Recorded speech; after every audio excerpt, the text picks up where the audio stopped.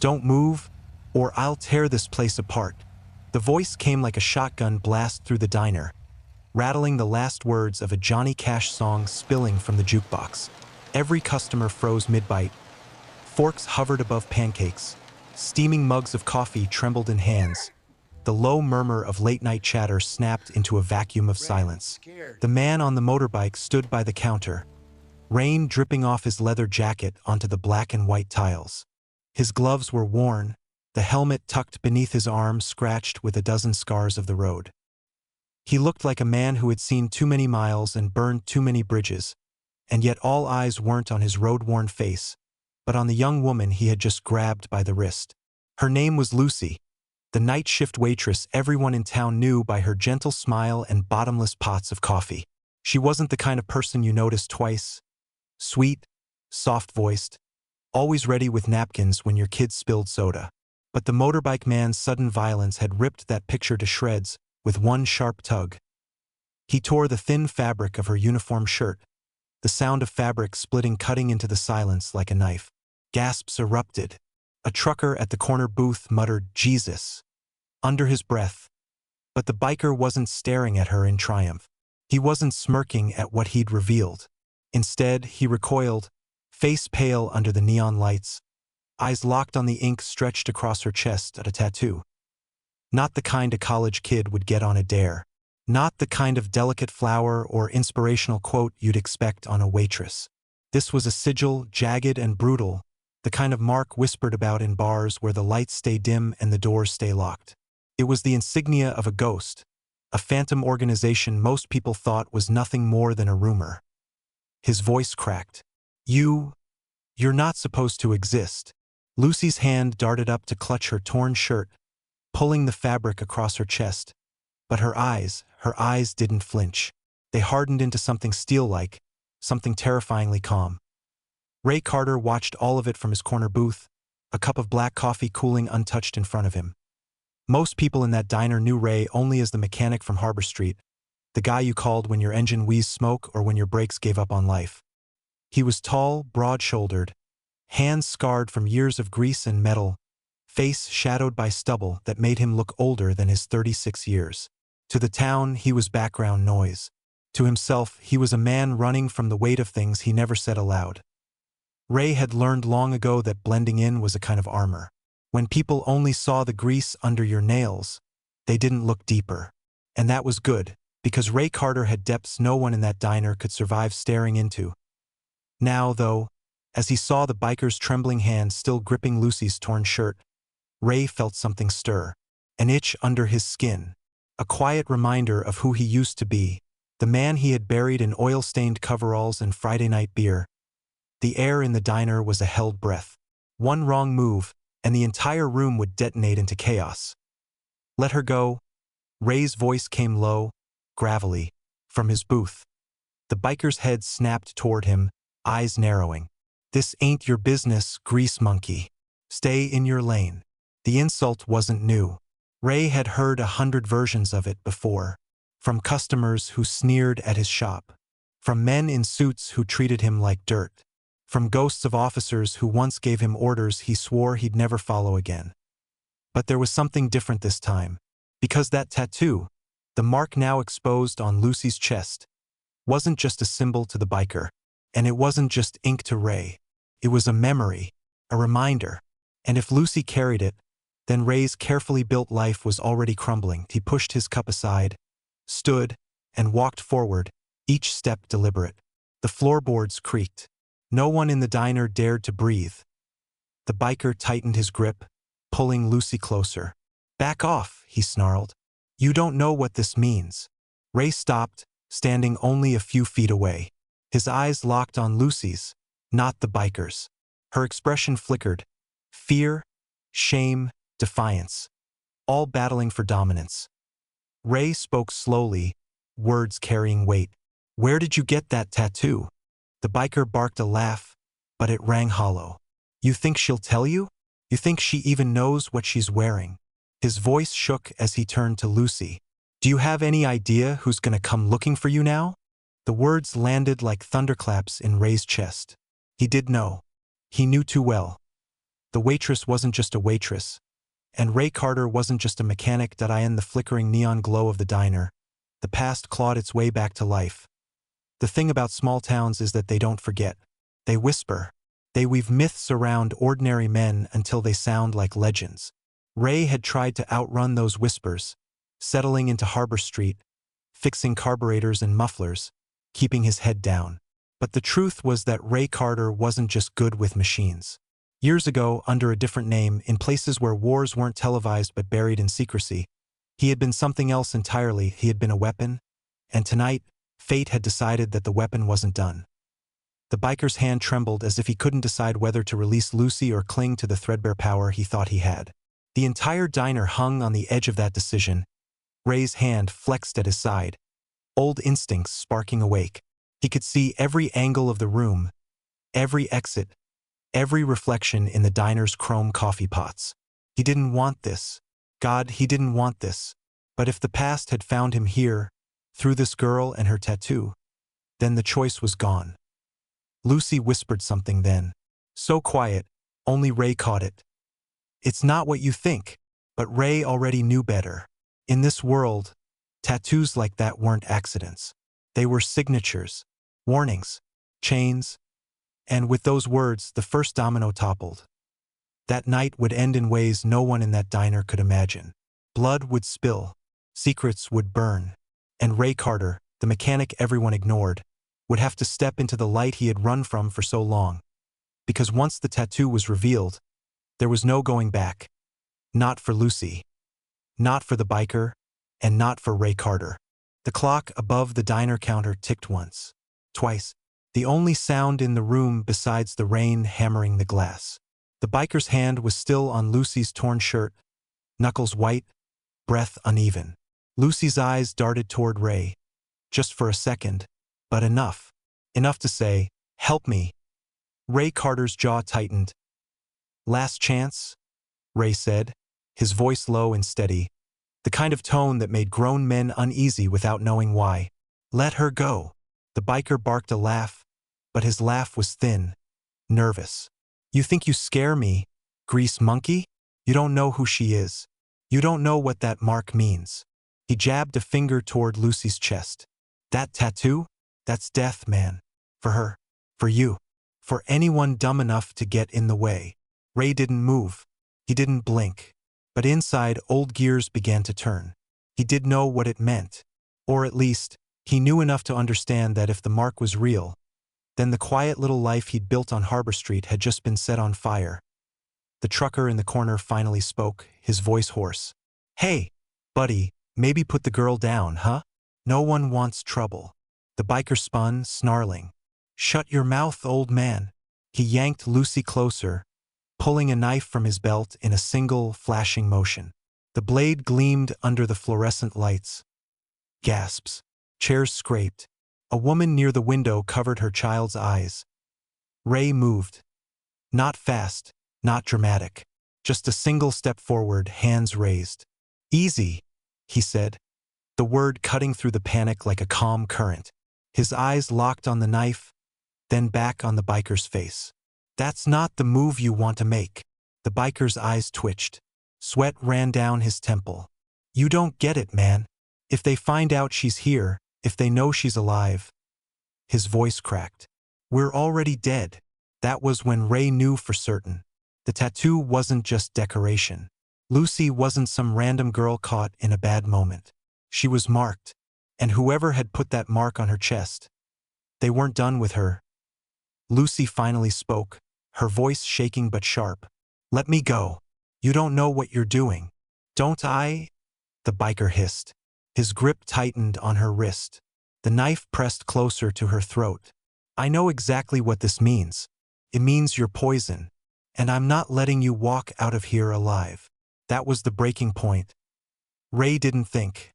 He acted in less than a second. He closed the distance, his hand snapping forward to grab the biker's wrist. A twist, sharp, precise, and the knife clattered to the floor. The biker howled, releasing Lucy, who stumbled back into the safety of the counter. Gasps erupted as Ray moved again, shoving the man against the wall, forearm pinning him by the throat. It wasn't flashy. It wasn't cinematic. It was efficient, brutal, the kind of movement that came from muscle memory drilled into a man by years of training in places where hesitation meant death. The diner watched in stunned silence. Ray leaned in close, voice low enough only the biker could hear. "Who sent you?" The biker's eyes darted wildly. You don't understand. She's one of them." He coughed against Ray's arm.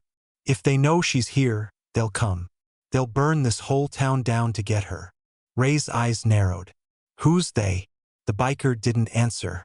Instead, a sick smile twisted across his face. "You'll find out soon enough." Before Ray could press further, the biker slammed his forehead forward, catching Ray on the bridge of his nose.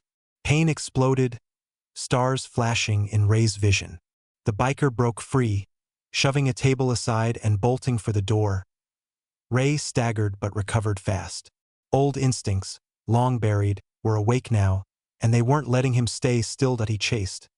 The diner erupted into chaos. People shouting, chairs overturning, Lucy clutching her torn shirt with wide, terrified eyes. But Ray didn't look back. His boots pounded the wet pavement outside as the biker leapt onto his motorcycle, the engine roaring to life. "Ray, don't!" Lucy shouted from the doorway. But Ray was already moving. The bike screeched out of the parking lot, tires spitting water. Ray sprinted after it, his body remembering what it felt like to run down a target. But he was on foot, and the biker had 200 pounds of metal and gasoline beneath him. Still, Ray didn't stop. He chased him into the night, rain soaking his shirt, heart pounding in rhythm with the storm. For a moment, he almost caught up. The bike slowed as the rider fumbled with something at his belt. Maybe a phone, maybe a weapon. But then the engine roared louder, and the bike shot forward, disappearing into the black veins of the highway. Ray slowed, chest heaving, rain dripping down his face. He stood alone in the middle of the road, the sound of the motorcycle fading into the distance. He hadn't caught him. But it didn't matter, because Ray knew one thing with absolute certainty. The biker wasn't acting alone, and whatever that tattoo meant, whatever shadow Lucy carried on her chest, it was going to bring hell straight to his doorstep. Back at the diner, Lucy sat trembling in a booth, clutching her shirt closed. The customers whispered in frantic tones, some already paying their bills and rushing for the exit. The waitress was no longer just the girl with the coffee pot. She was something else now, something dangerous. When Ray walked back in, soaked to the bone, every eye turned to him. Lucy's voice cracked when she finally spoke. "You shouldn't have done that." Ray studied her for a long moment, his breathing still ragged. "You're going to tell me what that tattoo means?" She looked away, shame darkening her features. "I can't." "Yes, you can." His voice was calm but firm. "Because that man didn't just see ink. He saw a death sentence. And if you think I'm going to stand by while you drag that into this town, you're wrong." Her eyes lifted to meet his, tears threatening to spill. "You don't understand. They'll come for me, and anyone near me will die. That's how it works." Ray leaned closer, his voice dropping to a near whisper. "Then you'd better start talking, because whether you like it or not, they'll be coming for both of us now." And with those words, the diner seemed smaller, the storm outside louder, the night itself heavier. The crisis had begun, and Ray Carter, the man who wanted nothing more than to be a mechanic, was about to be dragged back into a war he thought he'd buried. The diner had emptied out quickly after the fight. The jukebox was still lit, humming low, but no one fed at quarters now. Chairs sat overturned, a coffee mug shattered near the counter, its contents smeared like blood across the tiles. Lucy sat stiff in the corner booth, one hand clutching her torn shirt, the other gripping the edge of the table as though it might keep her anchored. Her eyes weren't on Ray. They weren't on the broken glass or the frightened stares from the last few lingering customers. Her eyes were fixed on the rain-streaked window, scanning the darkness beyond, as if she expected more headlights to appear at any second. Ray stood by the counter, wiping blood from the bridge of his nose with a napkin. It wasn't much. He'd taken worse. But the sting wasn't just physical, it was the ache of realization. He tried to bury the man he used to be, but tonight the dirt was thin, and the past had clawed its way up through the cracks. Finally, Ray broke the silence. You need to start talking. Lucy's shoulders rose and fell with a shuddering breath. You don't want to know. Ray dropped the bloody napkin on the counter. You're wrong. I need to know. Because that man isn't riding off to disappear. He's riding off to tell someone. And when they come, they won't knock politely on the door.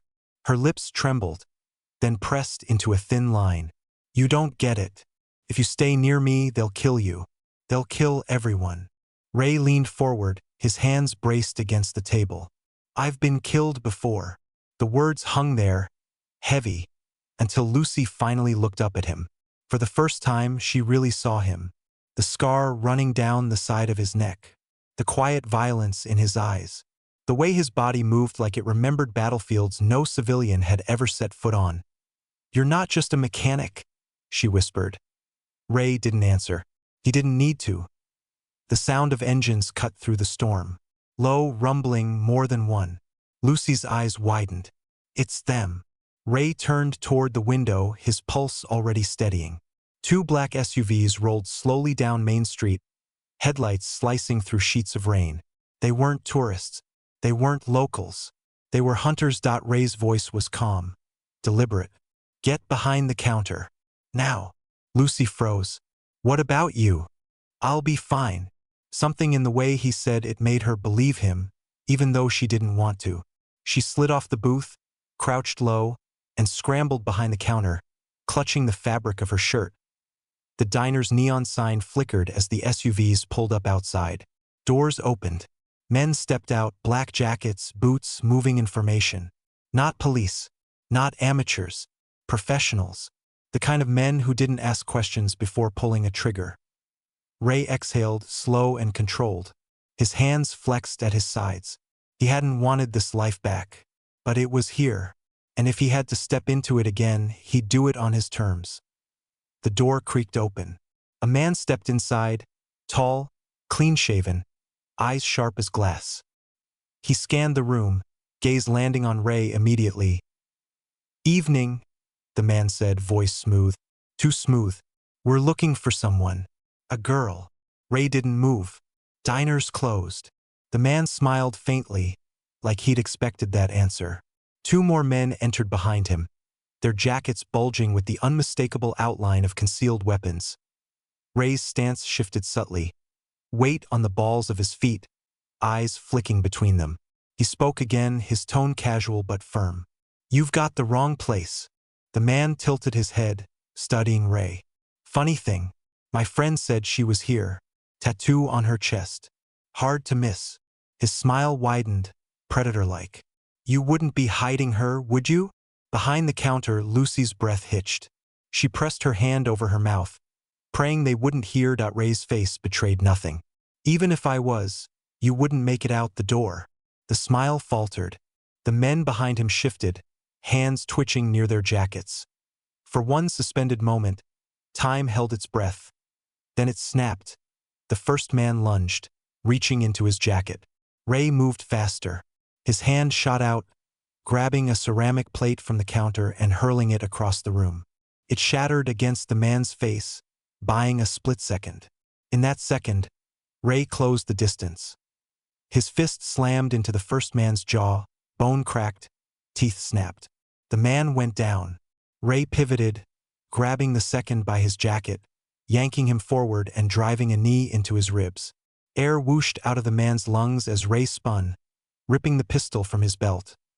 The third man had his gun halfway raised when Ray fired. One shot. Clean. The bullet tore through the man's shoulder, spinning him to the floor with a scream. Lucy ducked lower behind the counter, hands over her ears. It was over in seconds. The three men writhed on the floor, groaning, disarmed, defeated. Ray stood over them, chest rising and falling, gun steady in his hand. The tall man spat blood, glaring up at him. You have no idea what you've done. Ray crouched, pressing the barrel of the gun to the man's forehead. His voice was quiet, deadly calm. Then explain it to me. The man's lip curled. She's marked. That tattoo? It belongs to a family you don't cross. She's theirs. And they'll tear this town apart to get her back. Ray's eyes flicked toward the counter where Lucy hid. Not tonight.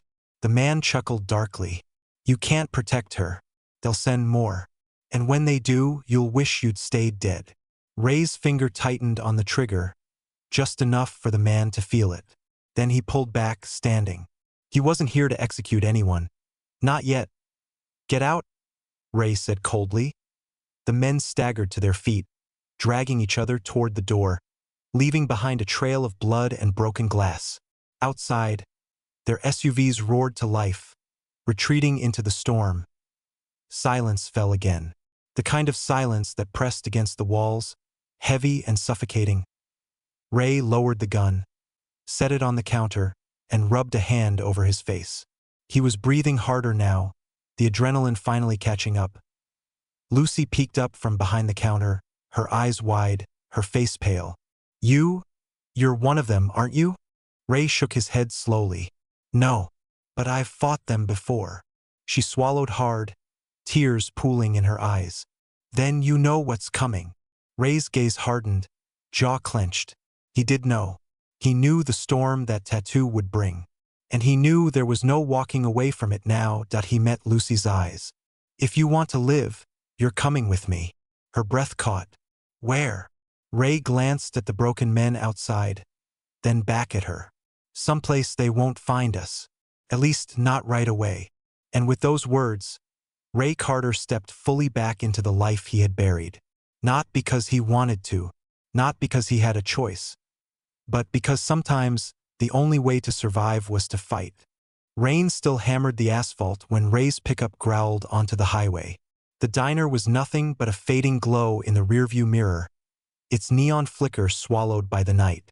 Lucy sat in the passenger seat, drenched, shivering, clutching her torn shirt closed. Her eyes never left the side mirror, watching for headlights that might mean pursuit. Ray drove in silence, one hand steady on the wheel, the other resting near the pistol he'd stripped from one of the men in the diner. His knuckles were still raw. His body remembered the fight, but his mind was elsewhere. Calculating, weighing, deciding if he'd just made the biggest mistake of his life. You don't have to do this, Lucy whispered finally. Her voice was soft, but in the quiet of the truck cab, it was sharp as glass. You should have left me there. It would have been safer for you. Ray's jaw clenched. He didn't answer right away. Instead, he scanned the empty highway, headlights carving a narrow path through the rain. Only when he was certain they weren't being followed did he speak. Too late for that. They've seen my face now. Whether I leave you or not, they'll come. Lucy flinched, curling tighter into the seat. That mark on me, it's not just a tattoo. She hesitated, as though every word cost her. It's a claim. I was born into a family most people only whisper about. The Luceros. They branded me when I was a child. It means I belong to them. Property. And when I ran, they swore I wouldn't live long enough to breathe free air. Ray's grip on the wheel tightened until the leather creaked. He'd heard the name before. Years ago, in desert outposts where intel came in fragments and blood was currency. The Luceros weren't a gang. They were an empire. Drugs, weapons, mercenaries for hire, they owned cities in the shadows. And they were merciless with defectors. So the biker, Ray muttered. He wasn't after money. He was after you. Lucy nodded slowly.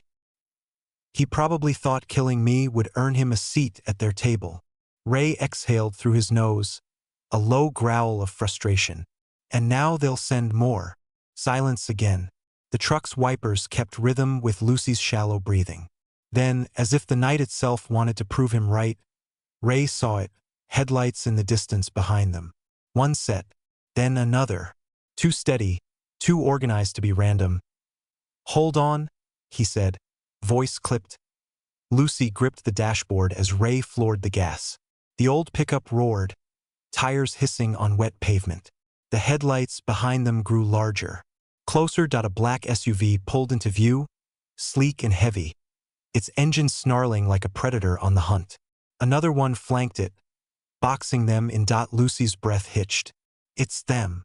Ray's mind snapped into focus, instincts older than this quiet life surging forward. He yanked the wheel, swerving onto a narrow service road that cut through a stretch of forest.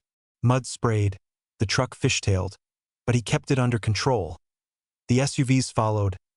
"Glove box," Ray barked. "Open it." Lucy fumbled, pulling it open. Inside, wrapped in a cloth, was a weapon she hadn't expected. A compact rifle, well-maintained, too professional for any small-town mechanic to own. She stared at it, then at him. "Who are you really?"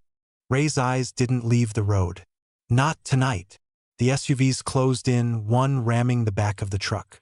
Metal screamed, Lucy cried out. Ray gritted his teeth, slamming the brakes just enough for the second SUV to overshoot, then flooring it again to regain distance. The service road narrowed, trees whipping past. Headlights flashed in the mirrors, the hunters relentless. Lucy's hands trembled as she passed him the rifle. Ray snatched it with one hand, bracing it against the wheel. "Take the wheel," he ordered. Her eyes widened. "What?" "Take the wheel." With no choice, Lucy slid closer, gripping the steering wheel as Ray leaned out the driver's window, rifle braced against his shoulder. The rain stung his face. The roar of engines thundered in his ears. One shot. Clean. The front tire of the nearest SUV exploded, sparks flying as the vehicle skidded sideways and crashed into the trees. Lucy screamed, jerking the wheel to keep the pickup on the road.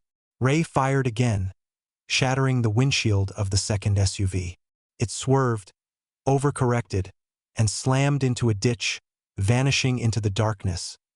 The silence after the gunfire was deafening. Only the rain remained, pounding the roof of the truck. Lucy's knuckles were white on the wheel, her chest heaving. Ray slid the rifle back inside, reclaiming the wheel from her. "You okay?"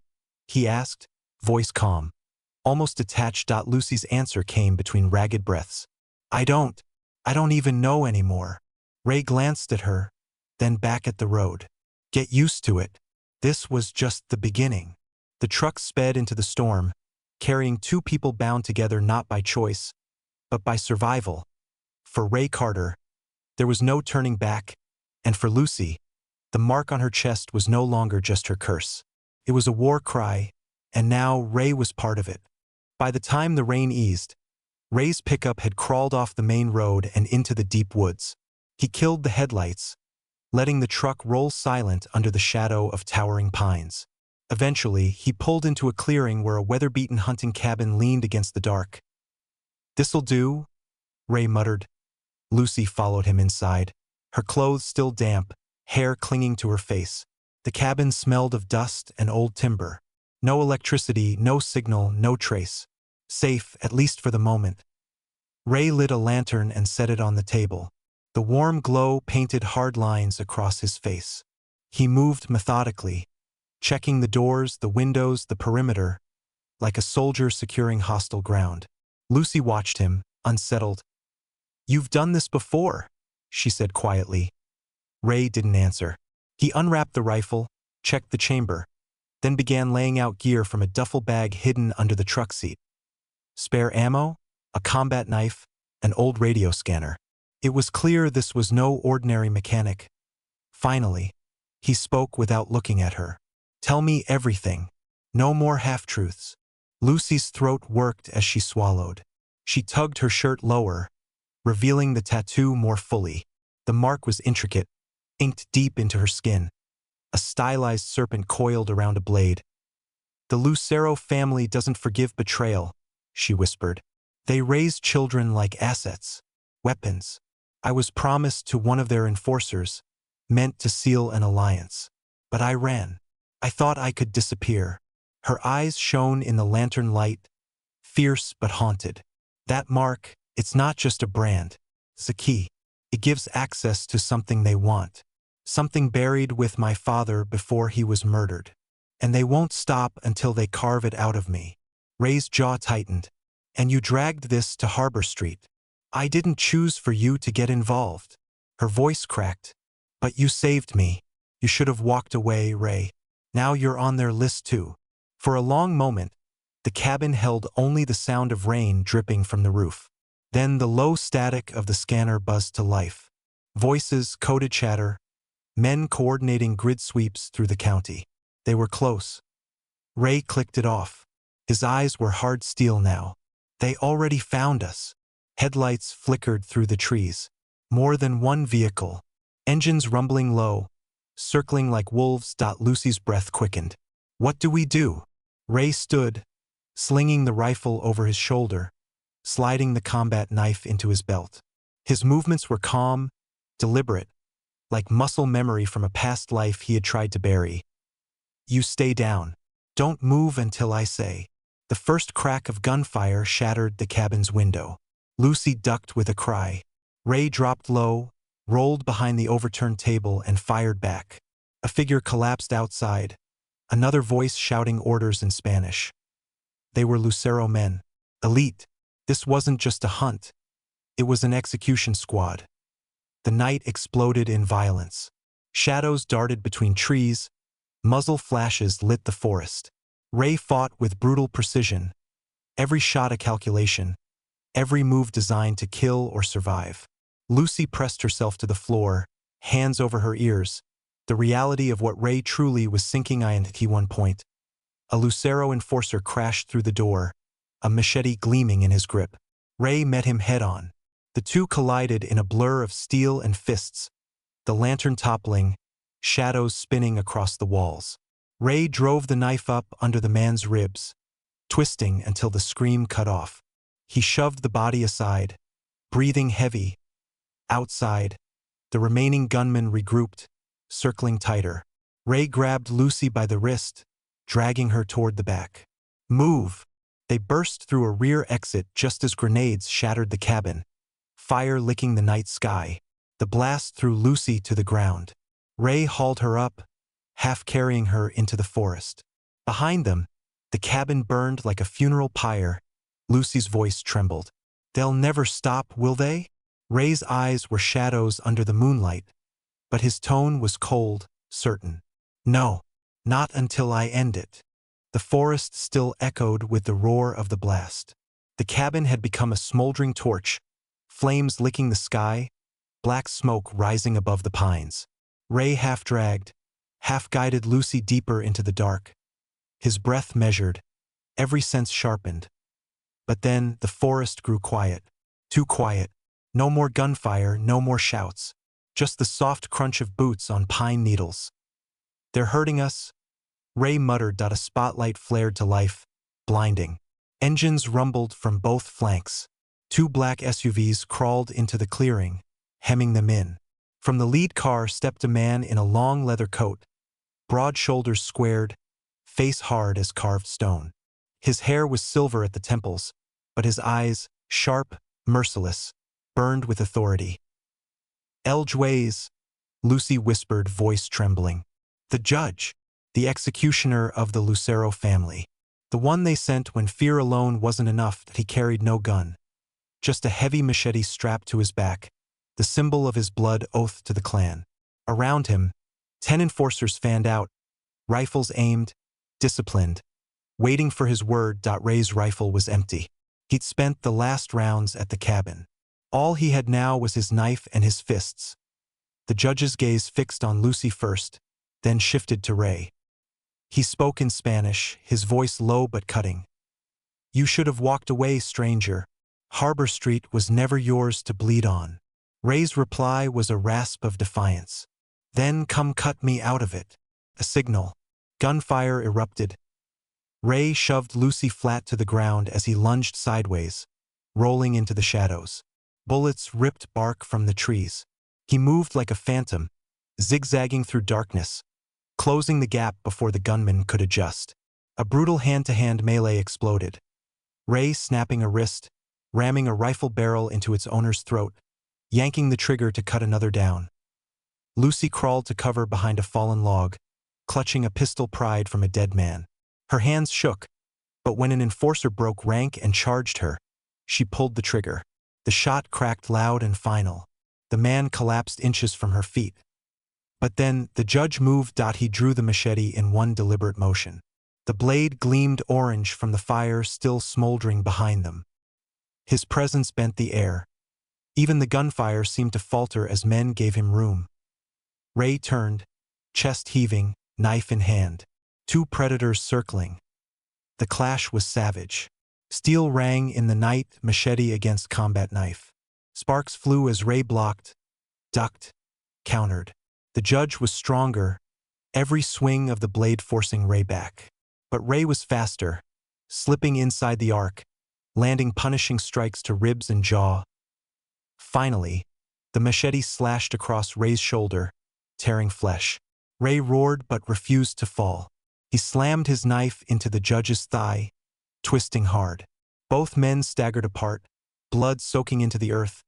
Lucy screamed, raising the pistol, then froze as the judge seized her by the hair, dragging her forward, blade to her throat.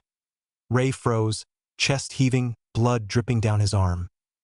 "You cannot save her," the judge growled, his breath hot against Lucy's ear.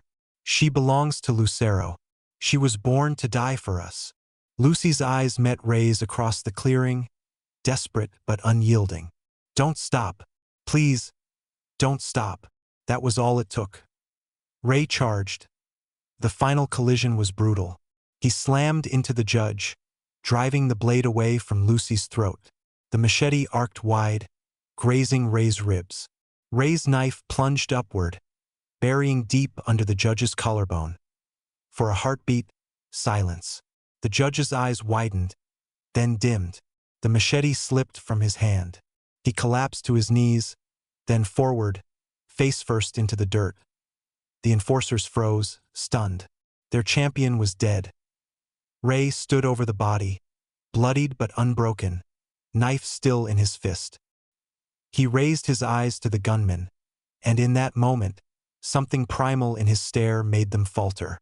One by one, they lowered their weapons. Then, without orders, they began to retreat into the night. The judge lay still.